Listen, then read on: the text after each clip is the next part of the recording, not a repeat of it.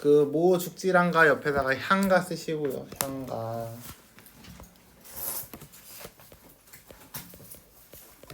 가로 열고 언제? 신라시대.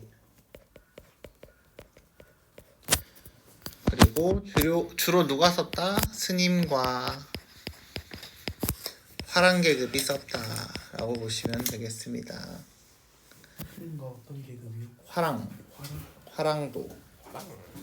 호랑이. 자, 그래서 원래 이제 향가는 스님과 화랑이 주로 썼는데 몇 구체가 시작? 사구체가 시작. 사구체라고 써주고요.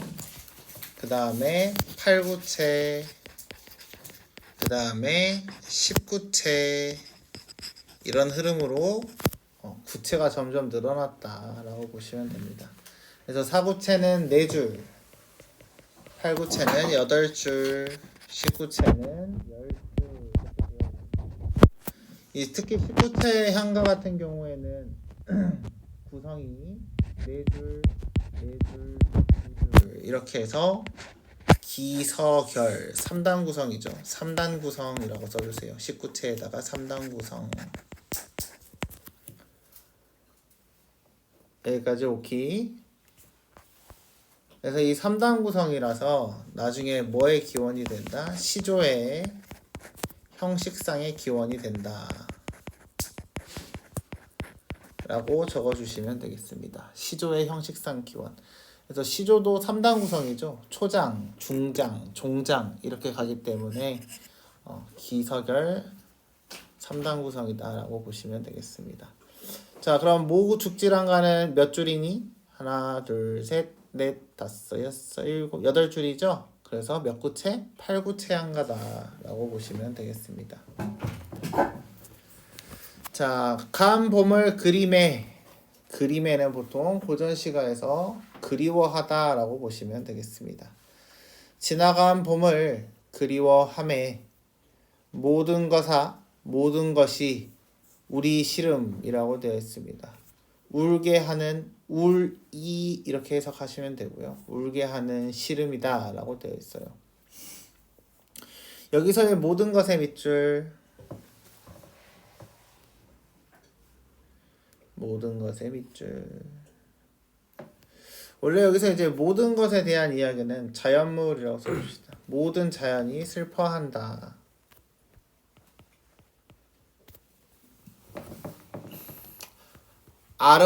아름다움을 나토샤온, 나타나의 신이라고 되어 있죠. 나토샤온의 샤의 동그라미.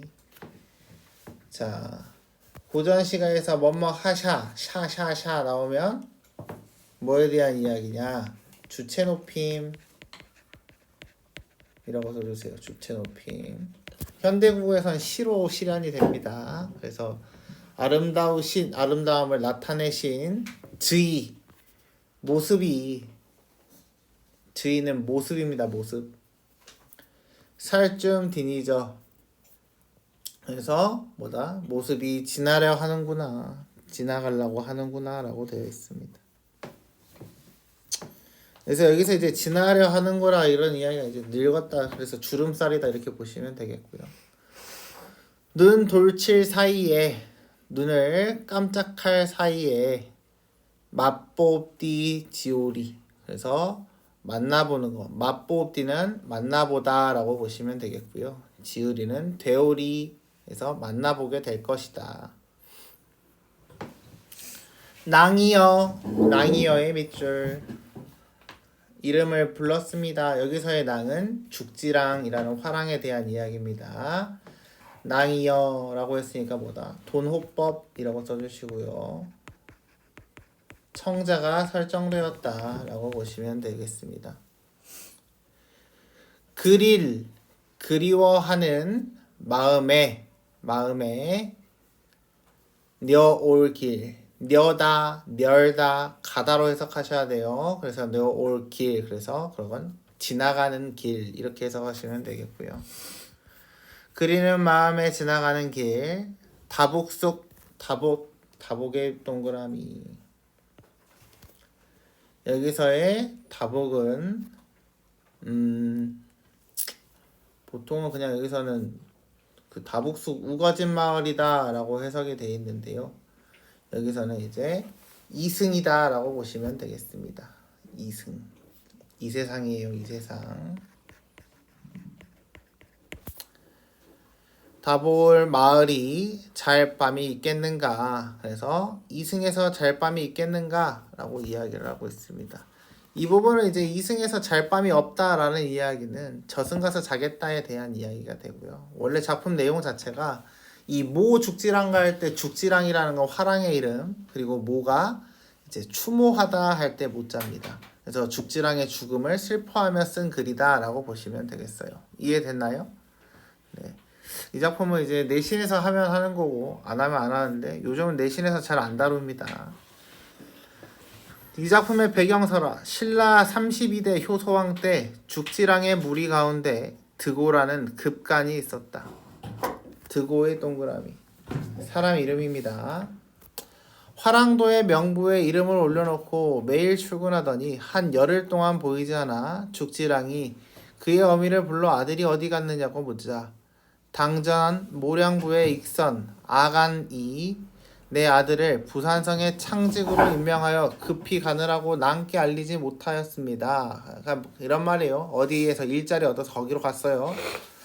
죽지랑은 그대의 아들이 만일 사사로이 그곳에 갔다면 찾아볼 필요가 없겠지만 공사로 갔다니 마땅히 가서 위로하고 대접해야겠소 하고는 익선의 밭으로 가서 떡과 술을 드고에게 먹인 다음 익선에게 휴가를 청했으나 허락하지 않았다. 한마디로 뭐예요? 가서 술과 놀라고 했다.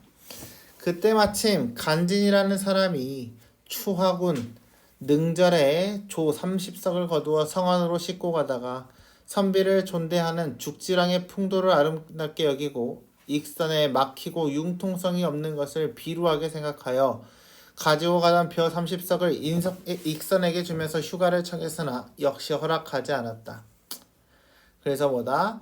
그 지나가는 놈이 조 30석을 그 익선에게 줘가지고 죽지랑이 원했던 것처럼 드고를 휴가 보내주세요 라고 이야기했지만 그것도 까였다. 이에 진설사지가 쓰는 말 한 장을 더 주었더니 드디어 허락했다.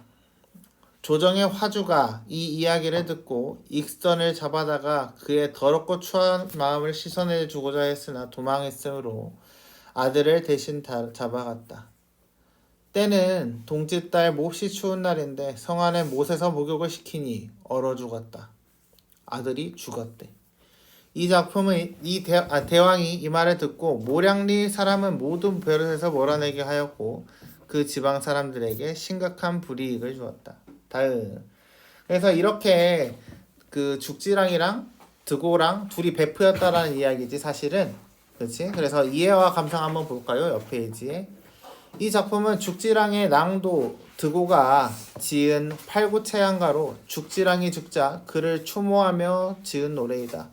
그래서 추모의 모의 동그라미. 그래서 뭐다? 모 죽지랑가. 추모하는 죽지랑에 대한 이야기. 주술성이 없는 개인 창작의 순수 서정시라는 점이 특징이다. 배경설화를 보면 삼국 통일에 공헌한 죽지랑의 낭도 드고를 창직으로 임명한 점이나 노화랑은 늙은 화랑입니다. 세잔한 모습을 사모하여 이 노래를 지었다는 점으로 미루어 화랑도가 쇠퇴해야 하는 과정을 암시하는 작품이라고도 할 수 있다. 그래서 이제 이 내용은 화랑이 원래 화랑은 누가 화랑이 되는지 알지? 그치? 귀족들이 화랑이 되는 거였잖아요. 근데 이 화랑이 어떤 이 선비에게 그 휴가 좀 주세요라고 말을 했음에도 불구하고 개센까였죠. 그래서 화랑의 권위가 추락하였다. 위세가 떨어졌다. 그래서 화랑도가 쇠퇴해가는 과정이다라고 해석을 한다는 거죠. 이해됐나요? 네. 납득됐나? 성우 이해됐냐? 너도? 둘 다 대답하면 돼. 이해됐죠? 네. 다음 봅시다. 헌화가. 이제 이런 작품들은 그냥 거의 기본 작품들이라서 내용이 엄청 어렵지는 않습니다. 헌화가입니다. 헌은 헌의 동그라미 바치다의 뜻이에요. 우리가 헌사 바치다. 바치다요. 네, 그래서 우리가 헌정곡 하면 뭐야? 노래를 바친다 이런 의미잖아요. 그래서 헌화가니까 꽃을 바치는 노래다. 바치는 거요. 네, 이렇게 주는 거. 그래서 견우노인이 지은 작품이다. 봅시다. 집에 바위가에 자줏빛이라고 되어 있죠. 자줏빛의 동그라미. 자, 고전 시가에서 자줏빛이 가끔씩 등장할 텐데요. 이 자줏빛은 상서로움이라고 써볼까요? 상서로움. 가로 열고 신비함. 그래서 고전 시가에 나타나는 상서로움은 대부분이 신비함으로 이어지게 되는데 이 신비함이 현대시에 와서 자줏빛이다 라고 하잖아. 그럼 사실 이 자줏빛은 보랏빛이거든. 이제 보랏빛이라는 이야기는 상서로움의 이야기도 있지만 대부분은 죽음을 의미하기도 합니다. 그래서 현대시에서는 대부분이 죽음을 의미할 때도 있다 라고 보시면 돼요. 자, 자줏빛 바위가에, 그래서 바위의 가에, 그 가생이 변해 잡아모손 잡고 있는 암소를 녹해하시고 나를 나의 동그라미, 여기서 화자가 드러났죠. 아니 부끄리샤든 부끄러워 하신다면 고즐 걷거 고즐의 체크 별표. 이 고즐은 현대국어에선 꽃입니다. 그래서 고의 지읒이 원래 꽃이에요. 근데 뒤에 조사가 왔으니까 그냥 그대로 올려 읽는 겁니다. 바도림다 꺾어 바치겠습니다 라고 이야기를 하고 있죠. 그래서 여기서의 꽃에 대한 이야기는 바로 뭐다? 견우노인의 정성, 사랑에 대한 이야기다 라고 보시면 되겠습니다. 여기까지 납득했나요? 볼게요. 이 작품의 배경사라 신라 성덕왕 때 순정공이 강릉태수로 부임하는 도중에 바닷가에서 점심을 먹었다. 곁에는 높이가 1000길이나 되는 바위봉우리가 병풍과 같이 바다를 두르고 있는데 그 위에 철쭉꽃이 만발하여 있었다. 공의 부인이 수로 부인이 이것을 보더니 좌우 사람들에게 말했다. 내게 꽃을 꺾어다 줄 사람은 없는가? 그러나 수행하던 사람들은 거기는 사람이 갈 수 없는 곳입니다 라고 하며 아무도 나서지 않았다. 개생 같대요. 이때 암소를 끌고 곁을 지나가던 늙은이 하나가 있었는데 부인의 말을 듣고는 그 꽃을 꺾어 노래까지 지어서 바쳤다. 그러나 그 늙은이가 어떤 사람인지 알 수가 없었다. 그때 지어 부른 노래가 헌화가이다 라고 되어 있습니다. 이해됐죠?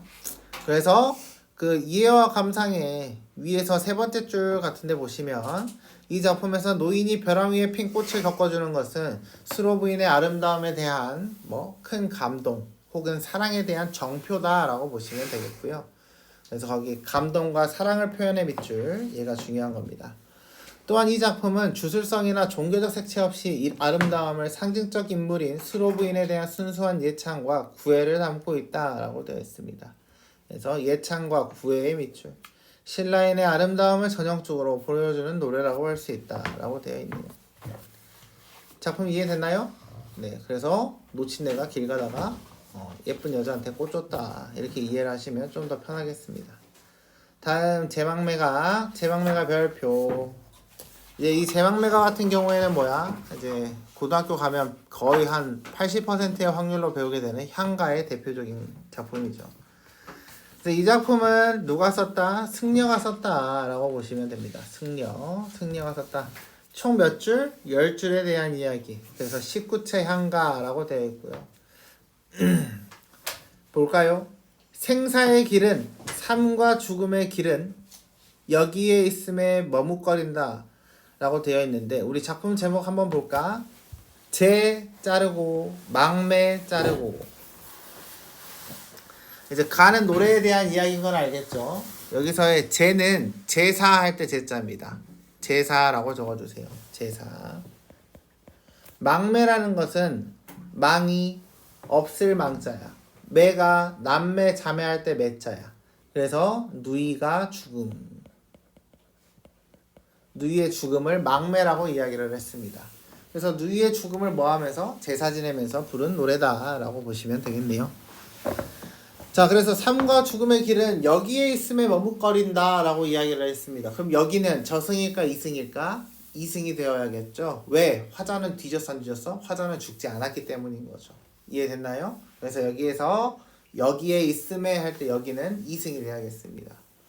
머뭇거린다 라고 했어요. 누가 머뭇거리지? 화자가 머뭇거리는 거지. 그래서 뭐다? 죽음에 대한 두려움이다 라고 보시면 돼요.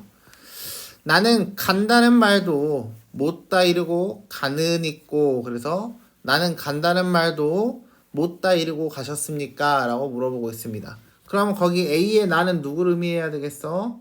화자를 의미할까? 누이가 나 이제 가요 라고 말했어야 된다는 이야기일까? 누이가 말했어야 된다는 이야기겠지? 그래서 여기서의 나는 누이가 되겠습니다. 어떻게 이렇게 나 죽는다는 말도 안 하고 죽을 수 있어 라고 했으니까 누이가 누이의 죽음을 예견했다 못했다? 못했다 라고 이해를 하시면 됩니다.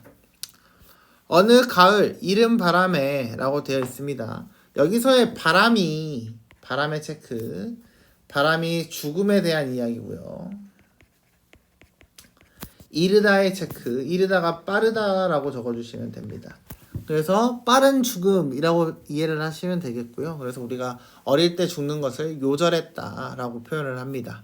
그래서 누이가 어린 나이에 죽었다. 이에 저에 떨어질 잎처럼 잎같이라고 되어 있으니까 이건 직유법이다라고 보시면 되겠는데요. 이에 저에 이러나 저러나 떨어질 잎처럼, 그래서 여기서의 잎은 바로 누가 된다? 누이가 된다 라고 보시면 되겠어요. 이해됐나요? 떨어질 잎이니까 잎이 떨어졌으니까 죽음에 대한 이야기잖아. 근데 그 떨어짐의 대상이 잎이기 때문에 여기서의 잎은 바로 누구다? 누이다. 한 가지에 나고, 한 가지, 우리가 나뭇가지에서 이제 한 가지에 났다는 이야기야. 그럼 생각을 해봐. 이파리지. 그러면 이파리가 나뭇가지 하나만 자라나? 아니지. 여러 개의 이파리가 동시에 열리지. 그래서 여기서의 한 이파리를 누이하고 나라고 생각을 한다면 가지는 부모다라고 보시면 되겠습니다. 가는 곳을 모르온디어, 이 부분의 밑줄 별표. 자, 그 옆에 이제 안타까움과 허무함이다 라고 적혀 있는데, 이 안타까움과 허무함을 왜 이런 감정을 느끼는지를 생각을 해봐야 돼. 봐봐, 니네가 친한 너네 형제자매가 있다고 치자. 존내 친해, 개 친해. 막 밥도 서로 먹여주고, 막 이렇게 동생이 막 똥 막 어디에 묻혀놓으면 똥 같이 똥 치워주고 이런 정도의 친한 사이야. 근데 어느 날 갑자기 한 명이 돼졌어. 그럼 나머지 살아있는 애는 삶의 의미가 있을까 없을까? 없지. 갑자기 오늘까지 같이 행복하게 같이 놀던 놈이 갑자기 오늘 죽었으니까 없지. 그래서 이게 바로 뭐다? 안타까움과 허무함이라는 감정으로 이어져야 한다라고 보시면 되겠습니다. 이해됐나요? 그래서 모든 시에서 갑자기 누군가가 죽어서 사라지게 되면 뭐다? 허무함과 안타까움에 대한 이야기다 라고 보시면 되겠습니다. 아아의 밑줄, 이게 바로 감탄사죠. 자, 19장가의 특징 중 하나입니다. 나머지 두 줄을 봐봐. 이것도 4, 4, 2로 나눠지지. 네 글자, 네 줄, 두 줄이라고 했으니까 네 줄, 두 줄로 잘라보자. 그래서 나머지 마지막에 있는 두 줄이 바로 뭐다? 낙구다. 낙구라는 부분입니다. 떨어질 낙이에요. 그래서 끝부분에 있는 구다라고 보시면 되는데요. 이 낙구의 시작은 반드시 뭘로? 감탄사로 시작을 해야 한다라고 보시면 되겠어요. 이해됐나요? 근데 향가에서 감탄사의 역할은 뭐가 있냐? 감탄사의 아래다가 화살표에서 시상의 전환이라고 적어주세요. 시상의 전환. 시상이 바뀌게 되었다라고 이야기를 하고 있네요. 그럼 이 작품에서 시상의 전환은 뭐에 대한 이야기일까? 앞에서 내내 뭐에 대한 이야기했니? 누이가 죽어서 허무하다. 갑자기 누이가 죽었어요. 슬퍼요. 이런 이야기 했잖아. 그치? 근데 시상의 전환이니까 이걸 바탕으로 뭘로 바뀌었는지 봅시다. 미타찰의 미의 동그라미, 여기서의 미는 미륵보살에 대한 이야기입니다. 미륵보살. 그래서 이런 미자가 나오면 뭐에 대한 이야기? 불교적 색채에 대한 이야기. 그래서 미타찰은 극락세계에 대한 이야기고요. 맛볼 라, 미타찰 극락세계에서 만날 라라고 했다. 그럼 여기서의 나는 누이를 만날 나일까? 아니면 저승가에 있는 누이일까? 뭐겠냐, 지연아? 누이를 만나요. 누이를 만날라지. 그러니까 여기서의 나는 뭐가 돼야 돼? 화자가 되어야 해. 이게 이제 우리가 흔히 말하는 제망매가에서 가장 어려운 포인트, 좀 헷갈리는 포인트죠. 앞에 있는 나도 뒤에 있는 나도 있었어. 근데 앞에 있는 나는 누구에 대한 이야기? 누이에 대한 표현. 뒤에 있는 나는 누구? 화자에 대한 표현. 이렇게 보시면 되겠습니다. 이해됐나요? 돛닦아 기다리겠노라. 기다리겠더라. 기다리고 다의 밑줄.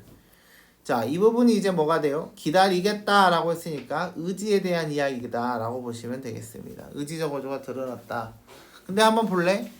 누이가 죽었지? 슬펐다잉. 이 슬픈 스트레스를 뭘로 풀고 있어? 기도하겠다라고 이야기를 하고 있지. 이게 바로 뭐? 종교적 승화. 종교적 승화라고 적어주세요. 이 여기에서 나오는 승화라는 단어는 니네가 과학 시간에 배우는 승화야.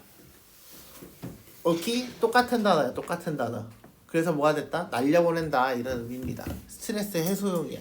그러니까 니네가 스트레스 받아서 노래방 가서 존나 노래 이상한 거 불러도 뭐야? 그것도 다 뭐다? 슬픔을 노래로 승화시켰다라고 이야기를 할 수 있다는 거죠. 이해됐나요? 작품의 배경설화. 월명이 일찍 죽은 누이 동생을 위해서 제를 올릴 때 여기서 제 제사예요. 향가를 지어 제사를 지냈더니 갑자기 광풍이 일어나 종이돈이 서쪽으로 날려 사라졌다. 종이돈의 체크. 자, 누가 죽었어. 누가 죽었을 때 현찰 줘? 죽은 사람한테? 아니. 뭘 줘야 돼? 종이돈을 줘야 돼. 종이돈을 왜 주지? 종이돈이요. 어. 종이돈이 뭐예요? 종이로 만든 돈이야. 종이돈을 왜 주지? 기분 좋으라고. 기분 좋으라고? 먹으러 그냥 아이, 미친놈들아. 그게 아니라 우리가 저승을 가게 되면은 뭐야? 죽고 난 다음에 그 저승 세계로 갈 수 있는 배를 타게 되는 거죠. 오케이? 그래서 그 배를 배값을 내라고 노잣돈을 만들어 줍니다. 그러니까 이승에서 떠나는 길, 저승으로 가는 길 동안에 먹을 거 먹고 불편함 없이 갈 수 있도록 노잣돈을 만들어 줘요. 그래서 거기 종이돈의 밑줄, 종이돈에다가 옆에다 써놓으세요. 노잣돈. 뭐잣 그래서 이제 이 노잣돈은 여행 갈 때 필요한 돈이다라고 이해하는 게 좀 더 좋아요. 이해됐나? 근데 만약에 이제 현대 소설이나 고전 소설 같은 경우에서 이제 노자를 마련했다라고 하면 싹 다 여행비를 마련했다 이렇게 해석을 하는 거지. 이해됐나? 오케이. 월명은 늘 사천왕시에 살았었는데 피리를 잘 불었다. 일찍이 달밤에 피리를 불면서 문 앞에 큰 길을 지나가니 달이 그를 위해 가는 것을 멈추었다. 이로 말미암아 그 길을 월명리라고 했고 월명사 또한 이로써 이름이 났다. 신라 사람들이 향가를 숭상함은 오래되었는데 대개 시송과 같았다. 그러므로 자주 천지와 귀신을 감동시킨 일이 한두 가지가 아니었다라고 되어 있습니다. 이해됐죠? 이해와 감상 봅시다. 월명사가 죽은 누이를 추모하며 지은 19차 한가로 위망매형제가라고도 한다. 위망매형제가 이런 걸 알 필요 없습니다. 안 가르쳐줘요. 삼국유사의 기록에 따르면 월명사가 제를 올리며 이 노래를 불렀더니 갑자기 회오리 바람이 일어 지전, 종이돈이 서쪽으로 날아갔다고 한다. 배경설화에서는 이러한 주술적인 요소가 있지만 이 노래의 근본적 지향은 혈육의 죽음으로 인한 정서의 표출의 밑줄. 혈육의 죽음으로 인한 정서의 표출. 순수 서정시 단계에 이른 작품으로 볼 수 있다. 이 작품은 단순히 죽음을 감상적으로 표현하는 데 그치지 않고 삶과 죽음의 문제를 깊이 성찰하고 뛰어난 비유로 그려내고 있으며 향가 가운데에서도 특히 뛰어난 문학성과 고도의 서정성을 지니고 있다는 평가를 드립니다. 그래서 핵심은 뭐였다? 향가였다. 서정시였다. 혈육의 죽음으로 인한 정서를 표출하고 있다. 근데 단순하게 슬프다고 표현하는 게 아니라 뭐까지 하고 있다? 종교적으로 승화까지 시키고 있었다라고 보시면 되겠습니다. 이해됐나요? 예. 다음 거 볼게요. 쉬는 시간 없어. 기분 좋아. 니네 아까 내쉬었잖아. 찬기파랑 가봅시다. 와 누나 한 시간 동안 게임했으면서 찬기파랑 가볼게요. 자, 기파랑 하래. 아까 뭐 죽지랑 가였지. 이번엔 기파랑 찬 자르고 기파랑 자르고. 기파랑이 화랑 이름에 대한 이야기. 찬은 예찬에 대한 이야기. 찬양한다. 누구를? 기파랑을. 그런 노래다라고 보시면 되겠습니다. 이름이 또 왜 이래요? 어? 이름이 또 왜 이래? 랑이 화랑이라서 그래. 찾았냐? 찬 기파랑가? 볼게. 맞지 거기? 봅시다잉. 자, 이것도 몇 줄? 10줄. 그래서 뭐 19채 한가다라고 보시면 되겠습니다. 느껴온 바람에 느껴오면 흐느끼며 바라본다. 흐느껴 밑줄 누가 흐느끼지? 화자가 흐느끼고 있죠. 화자의 정서라고 보시면 되겠습니다. 흐느끼며 바라봄에 이슬 밝은 달아리 그래서 이슬을 밝힌 달이라고 되어 있죠. 그래서 달의 속성은 무엇이었다? 무언가를 밝게 만드는 존재다. 이슬의 체크. 이슬은 주로 계절이 언제? 가을에 대한 이야기. 이슬이요? 네. 이슬이 이슬은 주로 가을입니다. 그래요? 네. 밝은 달 아래 달이 흰 구름 조차 떠간 언저리에 라고 되어 있죠. 모래를 가는 물서리에 물서리는 그 물가에다 라고 보시면 되겠습니다. 이제 이런 거는 원래 이제 우리가 시를 볼 때는 상상을 하면서 읽는 게 좋거든. 자 이렇게 딱 있다고 치자. 이게 이제 모래야. 그치? 모래를 가는 물가에라고 했으니까 모래가 어떻게 이렇게 쭉 갈라져 있다 라고 보시면 되겠습니다. 이해됐나요? 오케이? 모래 가는 물가에 기랑의 즉이올시다. 즉이의 체크. 아까 즉이가 뭐였지? 즉을 하면 뭐였어? 모습에 대한 이야기였지. 그래서 즉이는 모습이구나. 수풀이여 라고 되어 있죠. 그래서 뭐다? 수풀은 어디 있는 건데? 여기 이렇게 수풀이 있는 거잖아요. 물가에 있는 수풀들. 그래서 이 수풀들이 바로 누구와 같다? 기랑의 모습과도 같다 라고 이야기를 하고 있습니다. 그래서 여기서의 수풀은 원관념이 기파랑이 되는 거죠. 이해됐나요? 1호 날인물 제버기. 이거 원래는 이게 비읍이 잽여기 약간 이런 식으로 읽어야 됩니다. 그래서 1호는 자갈 벌에서 라고 되어 있죠. 1호 나릿은 날인물입니다. 나릿은 날인물, 냇물 이렇게 생각하시면 돼요. 그래서 1호 네라고 하면은 냇물이다 라고 보시면 되겠고요. 나이 지니시던 마음에 갓을 쫓고 있노라. 마음에 갓에 동그라미. 마음의 끝을 쫓고 있다라고 했으니까 화자는 뭐야? 기파랑처럼 살겠다라고 이야기를 하고 있는 거라고. 이해했어요? 오케이? 오케이? 갓을 쫓고 있습니다.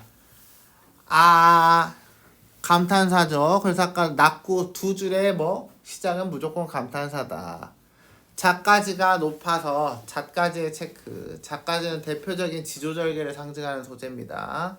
잣나무 가지가 높아 눈이라도 덮을 곧가리여. 그래서 꽃가리시여 라고 하고 있습니다. 여기서의 꽃갈은 옛날에 화랑들이 어떤 모자 썼는지 아나요? 요런 모자 썼죠. 그래서 이제 화랑이 뭐예요? 에? 화랑이 뭐예요? 씨발 이때까지 내가 화랑 이야기했는데 화랑 이제 물어본다고? 무식한 뭐야? 새끼. 신라 신라 시대. 뭔지나 김유신. 뭔지나 하는데 뭔지 김유신도 화랑 출신이잖아. 또 있는데 누구지? 김춘추는 화랑 출신이 아니고. 아니잖아요. 화랑들은 기본적으로 전쟁하는 애들이 싸우는 애들. 그렇구나. 싸우는 애들이 싫었어요. 왜냐면 얘네는 귀족층이거든. 멋진. 그러니까 이렇게 생각하면 돼. 지금으로 말하면 약간 정치. 싸움 해야 되니까 약간 정치 외교과. 약간 전쟁도 하는 저기 육군으로 육사. 그래 육사 이런 느낌. 육사, 공사, 해사 이런 느낌. 이해했어? 나도 육사 가고 싶다. 미친놈. 빵빵. 김지한이 이육사래요. 이육사. 너 진짜 제정신이야. 그건 극악무도한 범죄자 아니에요? 누가 육사 형한테 극악무도한 범죄자래. 2461처럼 걔도 264잖아. 꺼져 미친 새끼야. 잣가지가 너무 높아서 못 덮을 고깔이여라고 했지. 고깔 이어의 밑줄. 이건 뭐에 대한 이야기? 감탄. 그래서 뭐다? 예찬으로 흘러가게 된다라고 보시면 되겠습니다. 그래서 뭐예요? 기파랑 지조 절개 쩌는 새끼야라고 이야기를 했으니까 예찬이다라고 보시면 되겠고요. 그래서 이제 거기서의 눈은 뭐가 되겠어? 실현이 되는 거죠. 왜? 눈이 덮는 행위를 하는 거였으니까요. 이해됐나요? 그렇게 보시면 됩니다. 아래 보겠습니다. 기파랑을 찬양하는 노래라는 뜻의 제목을 지닌 이 작품은 신라 경동왕 때 승려 충담사가 화랑이 기파랑을 찬양하며 지은 식구 찬양가로 삼국유사의 경덕왕 충담사 표훈대덕 조에 전한다. 이 작품의 화자는 달이 이슬을 밝히고 떠나간 모습을 흐느끼며 바라본다. 또 모래 언덕 깊숙이 냇물이 갈라 들어간 강변의 기파랑의 모습을 보지만 실은 착각이었고 화자는 다시 이론에 자갈 뻔해서 기파랑이 지녔던 숭고한 마음의 끝을 찾아 헤맨다. 근데 이제 조금 니네가 이해 안 되는 게 아니 숲을 보고 어떻게 기파랑이라고 생각을 해요? 라고 생각을 할 수 있거든. 그치? 그 부분이 좀 이해가 안 될 수 있단 말이야. 원래 이제 이 화랑 이 대가리 옆에 써지는 건 깃 같은 걸 이렇게 달아놓거든. 화랑들은. 그래서 이제 숲풀이니까 막 갈대숲 이런 숲풀이 있었을 거 아니야. 그치? 그러니까 그 갈대 숲풀을 보고 요런 장식이지 않았을까 하고 생각을 하고 착각을 해서 썼다는 거죠. 이해됐나? 그렇게 보시면 돼요. 그리하여 기파랑 정신은 하늘 높이 솟은 잣나무 가지와 같아서 눈도 덮을 수 없는 모습. 그래서 지조절개에 대한 이야기. 이처럼 이 작품은 기파랑의 인품을 열거하거나 그의 모습을 직접 묘사하는 대신 고도의 비유와 상징을 통해 세련되게 표현했다. 흰색, 눈과 푸른색의 색채 대비 체크. 기파람의 인품을 강조했으며 달과 시냇물, 작가지 등의 비유를 통해 기파람의 모습과 인격을 형상화했다. 인격을 형상화해 체크. 이런 점에서 이 작품은 당대는 그 뜻이 매우 고상하다는 평을 얻었고 지금까지도 문학성이 뛰어난 향가로 손꼽힌다. 그래서 창기파랑가는 내신할 때 꽤나 많이 배웁니다. 이해됐죠? 그렇게 보시면 돼요. 도솔 가봅시다. 쉽다 쉬워. 어려워. 자 거기 아래 산화공독 있죠? 도솔가요? 네, 도솔과 아래 산화공독이라고 써져 있는 거 보이나요? 샵 해가지고 산화공독 키워드 체크해. 예. 찾았어? 거기 산화공덕의 밑줄. 이 산화공덕이라는 단어는 우리가 현대시에서 그 김소월의 진달래꽃을 배울 때 또 나올 거거든요. 거기에 산화에 잘라볼까? 산화는 꽃을 뿌리다 라고 보시면 됩니다. 꽃을 뿌리다. 뿌리다. 뿌리다. 이렇게 꽃을 뿌리는 행위야. 화동 왜 그 막 결혼식장 같은 거 꽃 뿌리는 것처럼. 공덕의 체크. 공덕은 기도한다 이런 이야기예요. 꽃을 뿌리면서 어떻게 앞으로 잘 되기를 기원한다 이런 의미로 산화공덕이라는 단어가 나옵니다. 근데 이 산화공덕은 대표적으로 뭐 불교적 색채를 지닌 단어예요. 그래서 여기서도 불교적 색채를 지닌다라고 되어 있습니다. 자, 오늘 이에 산화 노래를 불러. 그래서 꽃을 뿌리는 노래를 불러서 솟아나게 한 꽃차 너는 의인화가 되겠죠. 꽃차태 너라고 했으니까. 고든 마음에 명예에 불이워져서 미륵좌주 매시고 나립하라. 나립할 때 나자가 나열하다 할 때의 나자입니다. 그래서 립자는 설립. 그래서 나열해서 서라 라고 이야기를 했으니까 명령형 어미가 쓰였다라고 보시면 되겠습니다. 개석거다. 이거는 이해와 감상만 볼게요. 그러니까 이게 저 작품은 이제 배경사를 알아야 사실 이해가 되는 거예요. 그냥 갑자기 밑도 끝도 없이 두 개의 해가 어디서 쏟았지? 이런 생각을 할 수 있으니까. 이 작품은 하늘에 해가 두 개가 나타난 괴이한 사건을 해결하기 위한 의식에서 불린 노래다. 해가 두 개 나타나는 것은 국가의 지도자가 두 명의 체크, 상징적으로 표현한 것으로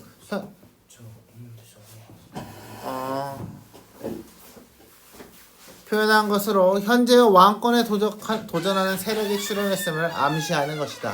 이해됐나요?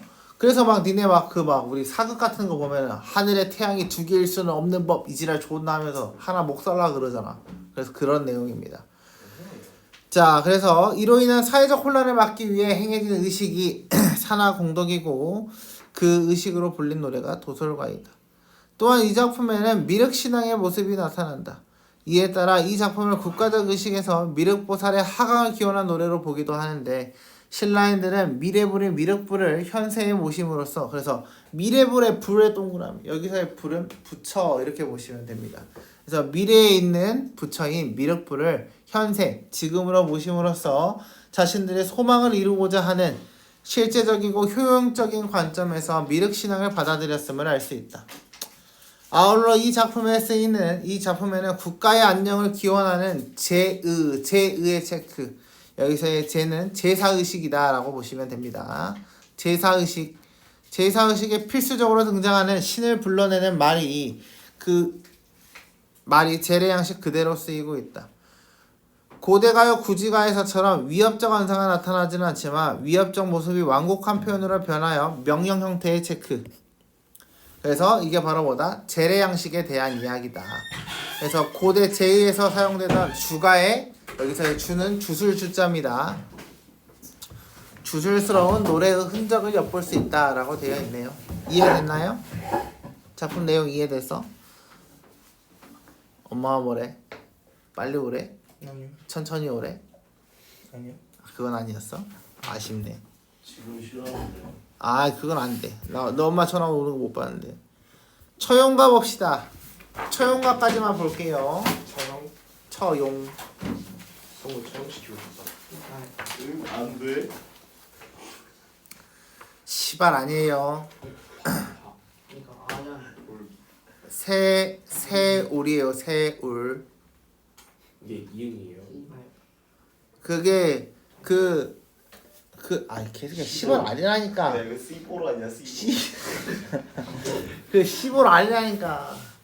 봐봐.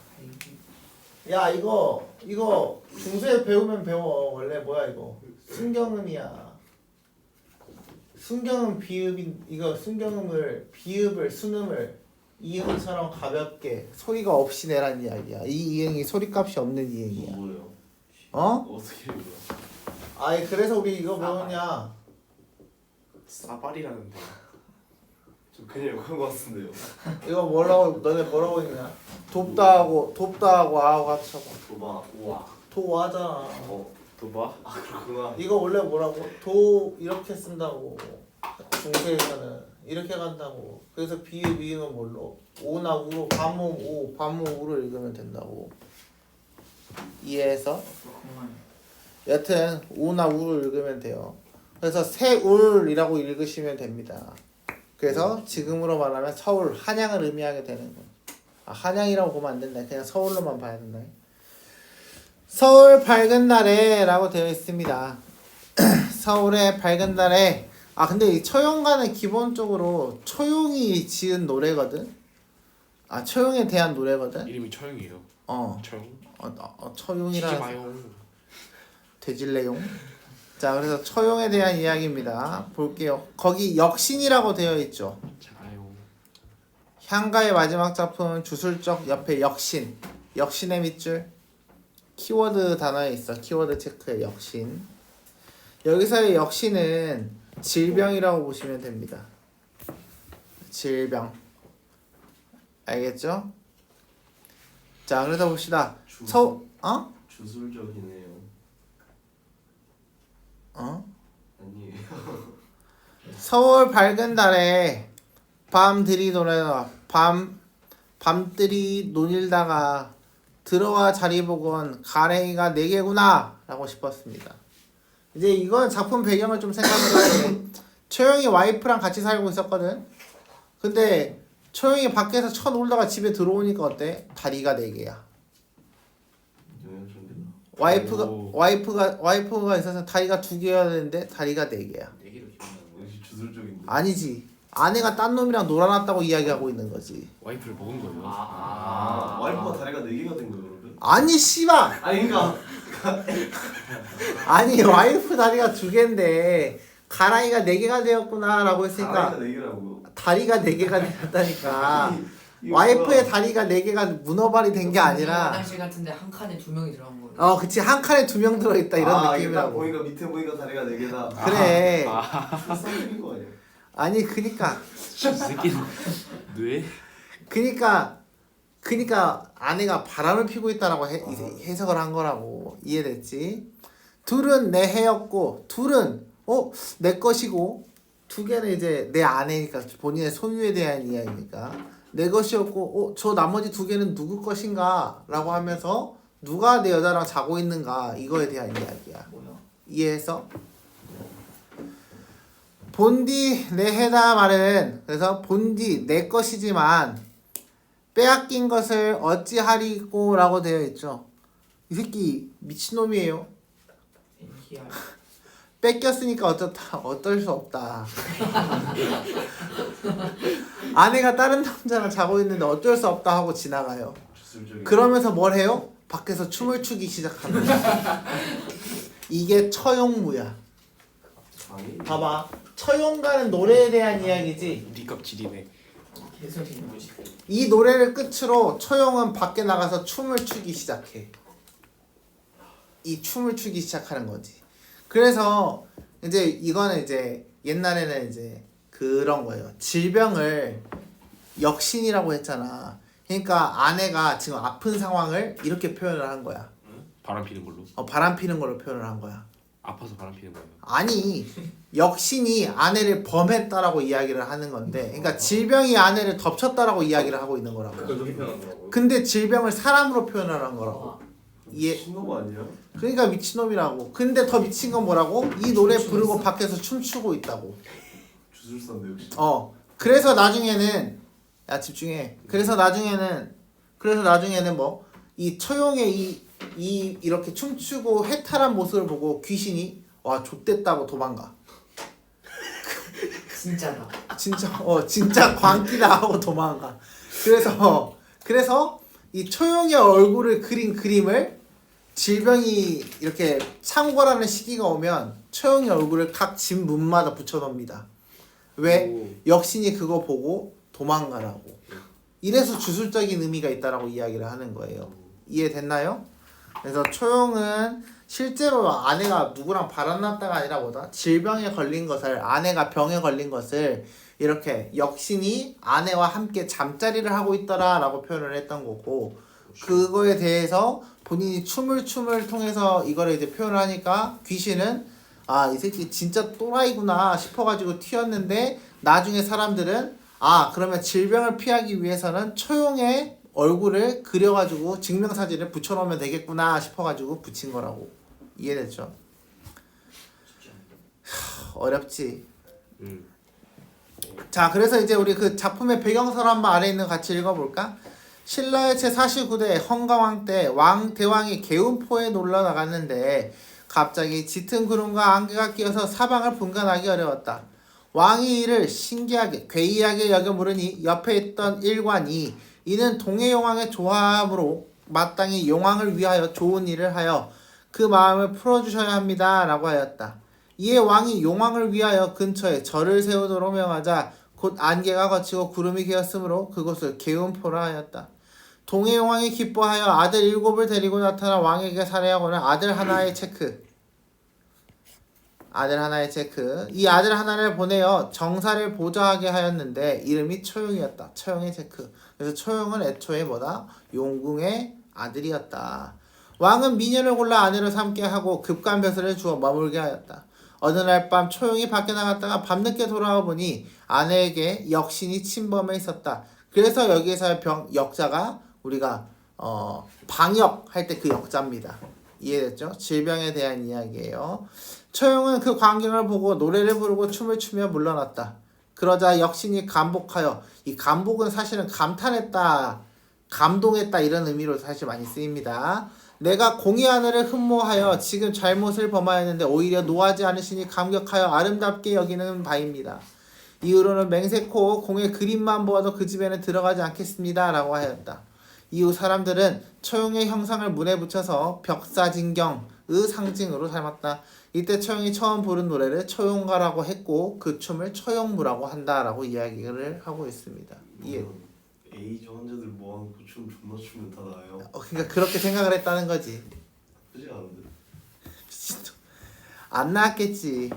삼국유사 권이 처용량 망해사에 실려있는 전혀 팔구체향가로 현존하는 신라향가 중 마지막 작품이다. 구지가에서 해가로 이어지는 주술시가의 맥 밑줄 계승하고 있으며 고려가여 처용가의 모태가 된 작품이라는 점에서 문학사적 의의가 있다. 역신이 처용의 태도에 감동받아 이후로는 처용의 모습만 보아도 그 문에 들어가지 않겠다고 하였다. 이러한 점에서 이 작품을 축사라고 되어 있습니다. 축은 우리가 너네 축객령 들어봤냐? 축객령? 그리고 이런 거 막 그 뭐냐 무협지 같은 거 보면 가끔 나와. 축객령. 그래서 축이 쫓을 축자예요. 쫓아내다. 객은 손객자입니다. 손님에 대한 이야기. 그래서 이게 촉사는 사악한 것을 쫓아낸다라고 해서 축사라는 단어입니다.